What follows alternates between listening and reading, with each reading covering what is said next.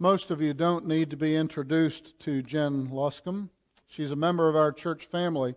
But for those of you who don't know her, Jen and her husband Ricky live on the eastern shore of Maryland, and yet they are here frequently in worship with us, and we value them as members of our church family.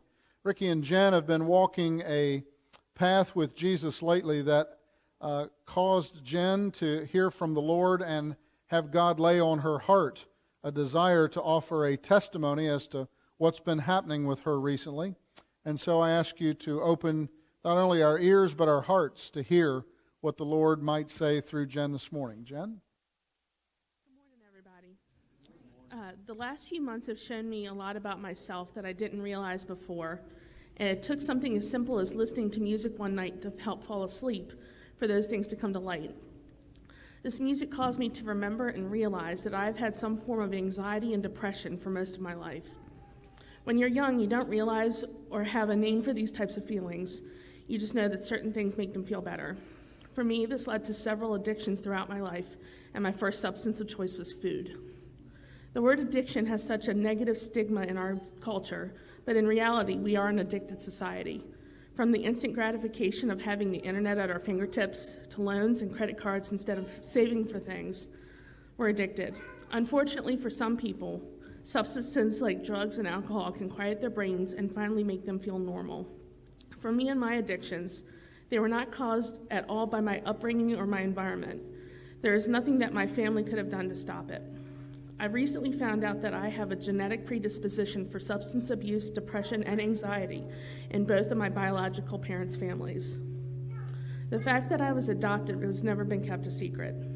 I've been with my family since I was 3 weeks old, and I truly believe God placed me with Francis and Ann Weems for a reason. I can't think of anyone I've ever met that has a deeper faith than my mom. I thank her so much for making sure I was raised up in this church and being such a wonderful example. And my dad taught me so many practical things, like how to drive and take care of my car. My extended family is so very important to me too, and we were all super close growing up. I've been involved in church my entire life and did good with school. Even with all these amazing parts of my life, I think that deep down knowing that someone didn't want me led me to have abandonment issues in most of my adult life. As a kid, I never felt like I fit in, and for a long time I had trouble relating to people my own age. Until just a few years ago, I didn't have any confidence in myself and looked to everything but within myself for validation. I can remember as young as 5 or 6 years old already having weight issues, so I was put on a diet. I started sneaking food and hiding the evidence, although it wasn't much of a secret. Food made me feel good and couldn't hurt me emotionally. This continued throughout all my school years and even into college, but as I got older, I didn't have to hide those habits anymore. I had a few close friends in elementary school, but they moved on in their lives to other friends and started making fun of me. I dove headfirst into reading and listening to music to escape. I was ridiculed in middle school for my weight, and this is likely what led to when my depression either started or got worse. Sure, I had my family and a few friends, but I know it was this church, and particularly this service, God that got me through. When this contemporary music service was started at the church here, it was my saving grace. I was an angsty teen who wanted independence, couldn't get it, and setting up the service on the computer each week was perfect for me and led me to doing IT work now as an adult. Seeing all my friends and classmates fall into relationships and dating easily, I wanted the same. It never happened. Well, eventually it did, but I even tried asking guys out. They just wanted friends, and that's when I went online, started into chat rooms, and even met my first boyfriend there. He ended up being a good guy, took me to prom and all of that. But we broke up while I was at college, my freshman year. College was very eye-opening for me. I was sheltered somewhat growing up, and being away from my own on my first time alone, wasn't ready for it. My first roommate was also terrible. She was very much into the party scene, and I was not. One weekend, she and her friends committed a hate crime against me and the other girls in our cluster in our dorm room. We were ridiculed for our faith, the fact that we didn't party, and I was fat-shamed via graffiti on our dorm room doors. She moved out of our room, and I didn't have a roommate for nearly a month, which was very isolating. Thank God I got another saving grace in the form of Jana, my next roommate. She helped me starting to gain confidence in myself and introduced me to a great new group of friends, some of which I'm still close to today. But I was lonely, went back online. I met this guy named Matt who lived near Baltimore.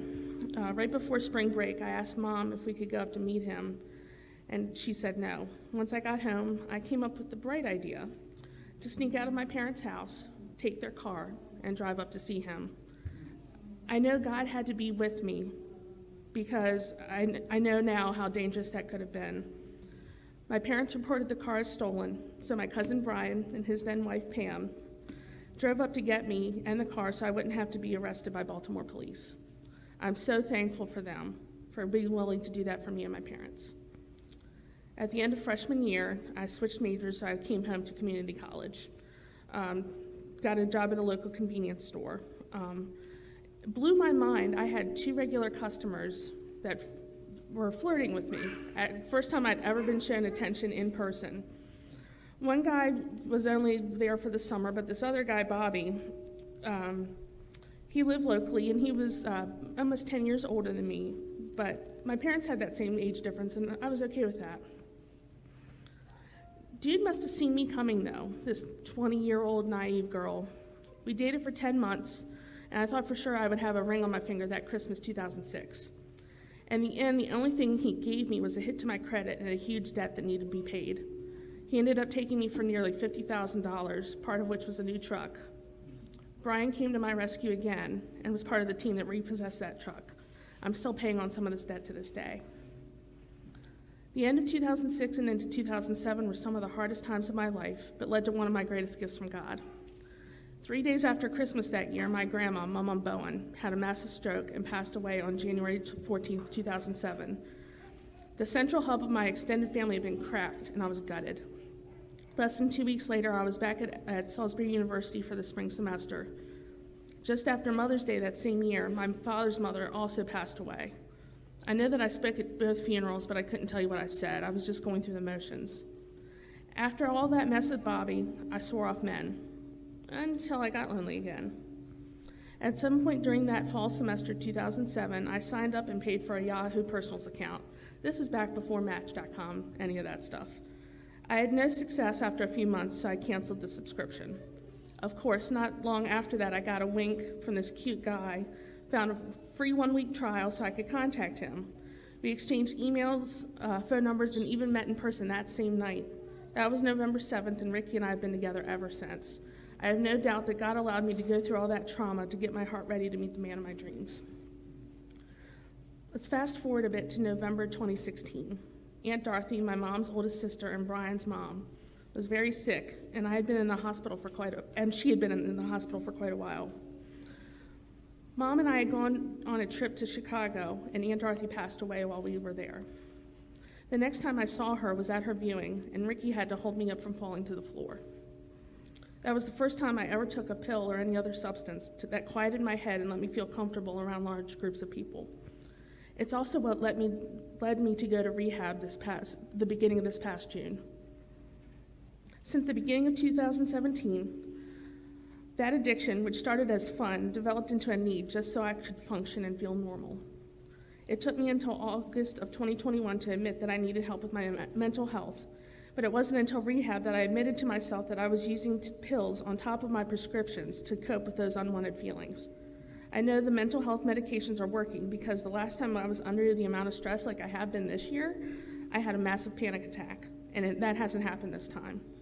I needed to go to rehab to detox from these substances so that my doctor and I can adjust my medication as needed. You might be asking what the point is for me to tell you my story so publicly like this, and I did too, until God woke me up with saying, I'll give you the words if you take the action. As crazy as it might sound, I feel like I found my faith and found God again at rehab. I know that God keeps his promises, and if just one person can relate to my story and get help from it, then me being vulnerable up here is more than worth it.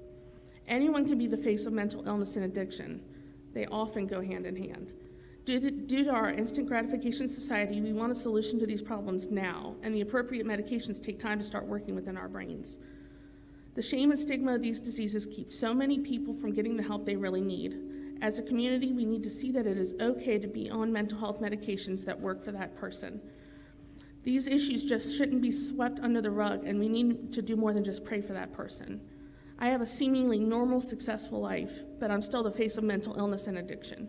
Before today, nearly all of you would have had no idea if God hadn't given me the strength to share my story. My name is Jennifer Ann Weems Loscombe, and just for today, I'm 52 days sober. Thank you.